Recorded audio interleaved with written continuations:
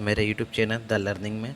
जैसा कि थंबनेल देख के आप समझ गए होंगे, आज हम बात करने वाले हैं आरआरसी ग्रुप डी के एक बहुत ही फेवरेट टॉपिक विटामिन्स के ऊपर। ठीक है, आज मैं आपके सामने लाया हूँ विटामिन्स ए टू के, मतलब सारे विटामिन्स के अब तक, चाहे वो 2018 वाला एग्ज़ाम हो ग्रुप डी का या जो अब एग्ज़ाम चल रहे हैं, उनसे रिलेटेड विटामिन्स के जितने भी क्वेश्चन एग्ज़ाम में आए हुए हुए हैं, उन सब क्वेश्चन को मैं एक ही वीडियो में आपके सामने लाया हूं।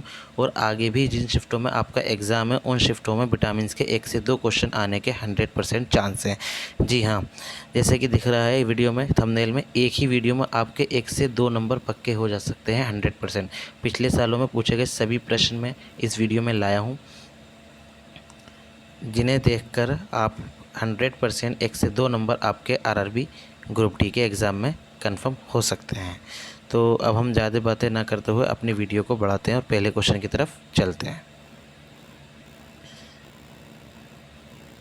दोस्तों, पहला क्वेश्चन है हमारा कि विटामिन बी2 का रासायनिक नाम क्या है। दोस्तों, इसका आंसर होगा आपका राइबोफ्लेविन। विटामिन बी2 का रासायनिक नाम जो होता है राइबोफ्लेविन होता है। एस्कार्बिलिक एसिड जो होता है विटामिन सी का रासायनिक नाम होता है। अगर हम थोमिन की बात करें, ये विटामिन बी1 का रासायनिक नाम होता है। अगर हम रेटिनॉल की बात करें, ये विटामिन ए का रासायनिक नाम होता है। इसी आधार पर अगर हम देख सकते हैं, कुछ विटामिन दे रखे हैं और उनके रासायनिक नाम दे रखे हैं, जिनसे रिलेटेड क्वेश्चन पूछे जा सकते हैं अगली शिफ्टों में। जैसे विटामिन ए का रासायनिक नाम रेटिनॉल होता है, विटामिन बी1 थोमिन होता है, बी3 नियोसिन कहते हैं, और बी7 जो होता है उसका रासायनिक नाम होता है बायोटिन। बी12 को का रासायनिक नाम होता है सायोकोबालेविन। विटामिन सी का रासायनिक नाम एस्कार्बिलिक एसिड होता है। विटामिन डी का रासायनिक नाम कैल्सीफेरोल होता है। विटामिन ई का रासायनिक नाम टेकोफेरोल एंड विटामिन के का रासायनिक नाम फिलोक्विनोन या नेफ्थोक्विनोन होता है।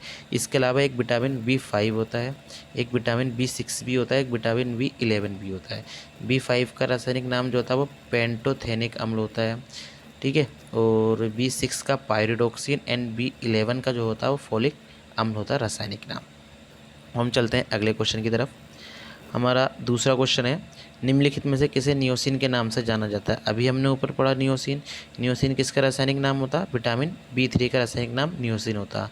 हमने बी5 का पढ़ा, बी5 का क्या होता? पेंटोथेनिक अम्ल। और बी7 का बायोटिन रासायनिक नाम होता है। हम अगले क्वेश्चन की तरफ चलते हैं, क्वेश्चन नंबर 3 की तरफ। क्वेश्चन नंबर 3 कहता है कि विटामिन बी3 यानी नियोसिन की कमी से निम्नलिखित में से कौन सा रोग होता है। तो आपका इसका आंसर होगा ऑप्शन नंबर डी, पेलार रोग होता है। अगर हम रिकेट्स रोग की बात करें, ये विटामिन डी की कमी से होता है। रतौंधी रोग की बात करें, ये विटामिन ए की कमी से होता है। और बेरी रोग की बात करें, विटामिन बी की कमी से होता है। जैसा कि नीचे दिखाया भी गया है, विटामिन बी3 नियोसिन की कमी से पेलार्ग रोग होता है। विटामिन बी डी की कमी से रिकेट्स रोग होता है, जो कि प्रायः बच्चों में होता है।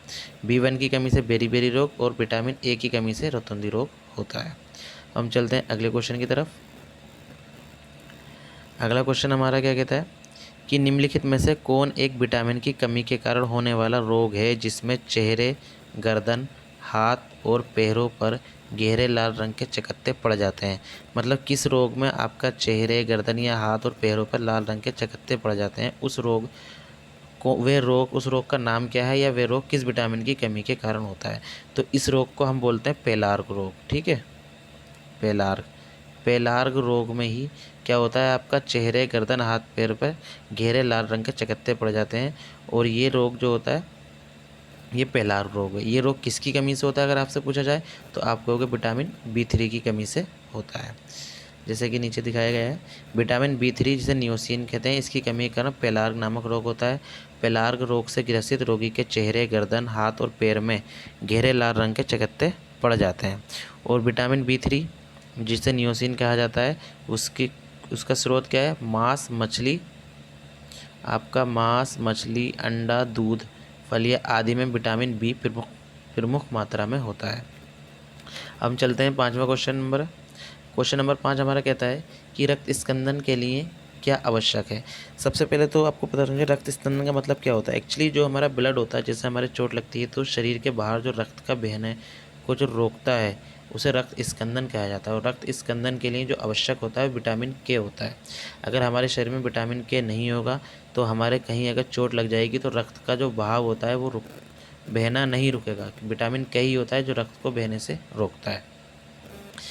इसमें 2 क्वेश्चन पूछे जाते हैं। अगर एक क्वेश्चन पूछता है जैसे रक्त स्पंदन के लिए आवश्यक विटामिन है तो विटामिन के।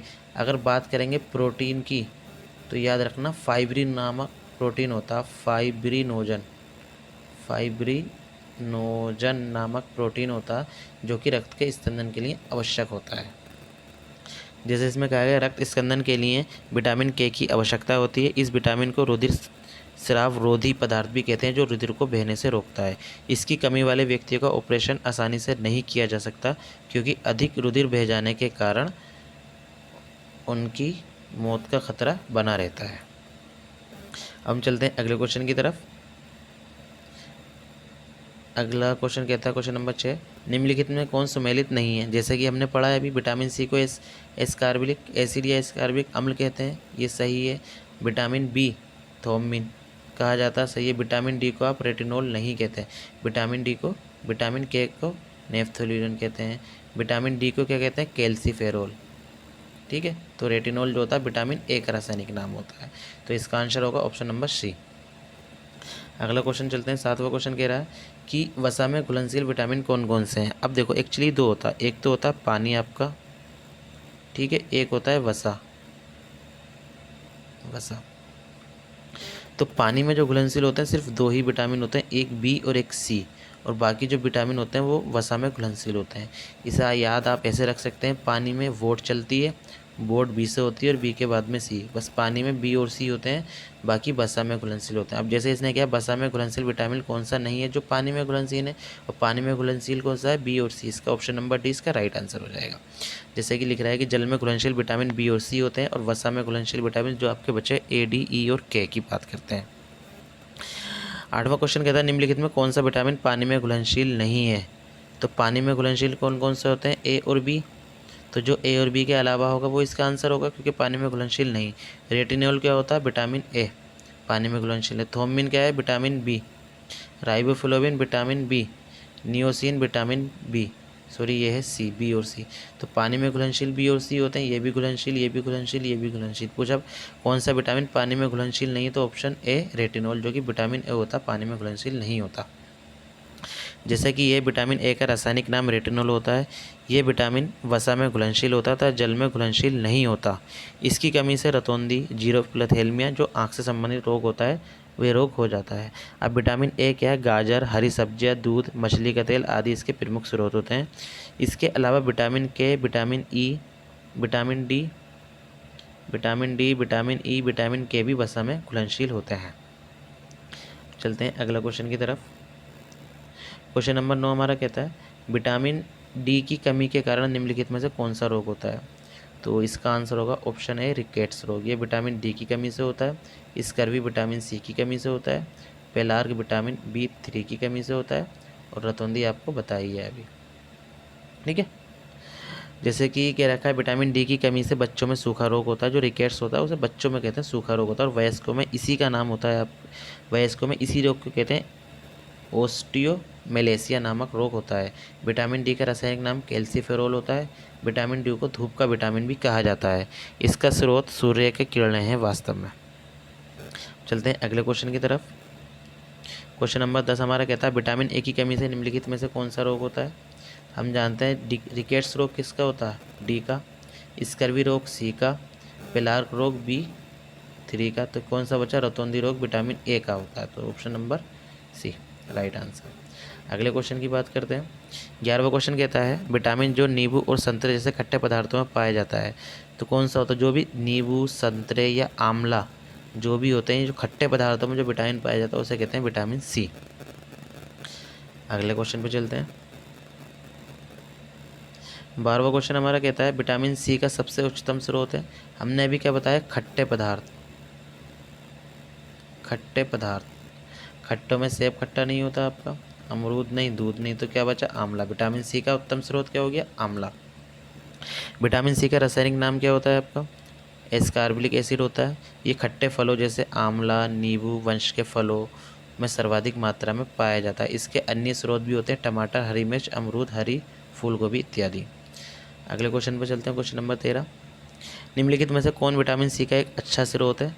तो अंडा नहीं है, चीनी नहीं है, गेहूँ नहीं है। अभी हमने पढ़ा हरी फूल गोभी होता है, विटामिन सी का एक अच्छा स्रोत होता है। 14वें क्वेश्चन पे चलते हैं।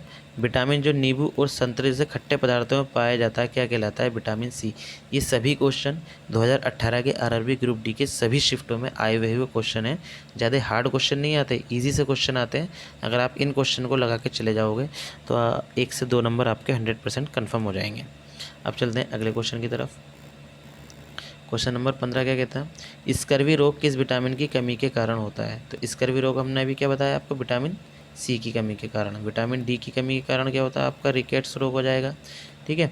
विटामिन ए रतौंधी, विटामिन बी बेरी रोग। विटामिन सी को एस्कॉर्बिक एसिड के नाम से भी जाना जाता है। ये पानी में घुलनशील विटामिन है। ये विटामिन घावों को भरने में सहायता प्रदान करता है और उपापचय दर को बढ़ाता है। ये बहुत ही प्रभावी एंटीऑक्सीडेंट होता है एवं कैल्शियम के अवशोषण में सहायता करता है। इसकी कमी से स्कर्वी रोग नामक रोग हो जाता है।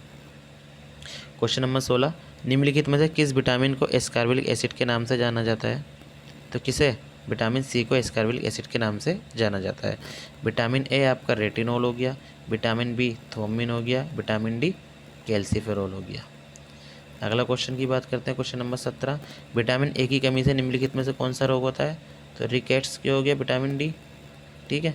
Scurvy vitamin C, pellagra vitamin B3 and रतौंधी रोग विटामिन ए की कमी से होता है। 18वां क्वेश्चन की बात करते हैं। ये कहता है आलू निम्नलिखित में से किसका एक प्रमुख स्रोत होता है? मतलब आलू में मुख्य रूप से मुख्य रूप से हमें क्या प्राप्त होता है? प्रोटीन, खनिज पदार्थ, वसा, कार्बोहाइड्रेट। तो आलू जो होता है मुख्य रूप से कार्बोहाइड्रेट का स्रोत होता है। आलू कार्बोहाइड्रेट का प्रमुख स्रोत होता है। कार्बोहाइड्रेट जो होते हैं आपके 3 प्रकार के होते हैं, मोनोसैकेराइड, ओलियोसैकेराइड एंड पॉलीसैकेराइड्स होते हैं कार्बोहाइड्रेट। शरीर में ऊर्जा प्रदान करने का प्रमुख स्रोत होता है कार्बोहाइड्रेट। आलू में 79% जल और 17% कार्बोहाइड्रेट और 2% प्रोटीन होता है और न्यूनतम मात्रा में वसा भी होती है। अब चलते हैं अगले क्वेश्चन की तरफ। बादाम कौन से विटामिन में समृद्ध मात्रा में होते हैं? या बादाम में कौन से विटामिन पाए जाते हैं? तो विटामिन ई जो होता है बादाम का मुख्य स्रोत होता है। बादाम विटामिन ई का समृद्ध स्रोत है। इसमें विटामिन ई की मात्रा लगभग 37% होती है। इसमें इसके अलावा मैग्नीज, मैग्नीशियम तथा खनिज भी प्रचुर मात्रा में पाए जाते हैं। 20वां क्वेश्चन है आपका, पोषक तत्वों की 6 श्रेणियाँ होती हैं, कार्बोहाइड्रेट, प्रोटीन, वसा, विटामिन और खनिज। 5 हो गई और छठा जो होता है वो क्या होता है? तो इसका आंसर होगा आई थिंक जो हमें पता है पानी। 6 पोषक तत्वों की आवश्यकता होती है हमारे शरीर के लिए। एक कार्बोहाइड्रेट, प्रोटीन, वसा, विटामिन, खनिज और पानी। रासायनिक आधार पर वर्गीकृत पोषक तत्वों की निम्नलिखित श्रेणियाँ होती हैं। एक प्रोटीन, वसा, कार्बोहाइड्रेट, विटामिन, खनिज, जल। नित्य जीवन में हम अनेक प्रकार के भोज्य पदार्थ ग्रहण करते हैं, उनसे हमें अनेक प्रकार के पौष्टिक तत्व भी प्राप्त होते हैं। उन्हें सही मात्रा और अनुपात में लेने पर हमारे शरीर की पोषक आवश्यकताएं पूरी होती हैं। तो यहाँ हमारे 20 क्वेश्चन हो चुके हैं पूरे कंप्लीट। ठीक है। तो इन 20 क्वेश्चन का मतलब ये है, ये 20 क्वेश्चन जो हैं आपके, ये 20 क्वेश्चन पिछले 2018 के सारी शिफ्टों में आए हुए क्वेश्चन हैं। आप इन 20 क्वेश्चन को करके चले जाते हैं, आपके 2 नंबर 100% पक्के हो जाएंगे। अगर आप हमारे चैनल पर नए हैं तो हमारी वीडियो को लाइक करें। अगर आपको वीडियो अच्छी लगती है तो वीडियो को लाइक करें और चैनल को सब्सक्राइब करना ना भूलें। जय हिंद, जय भारत।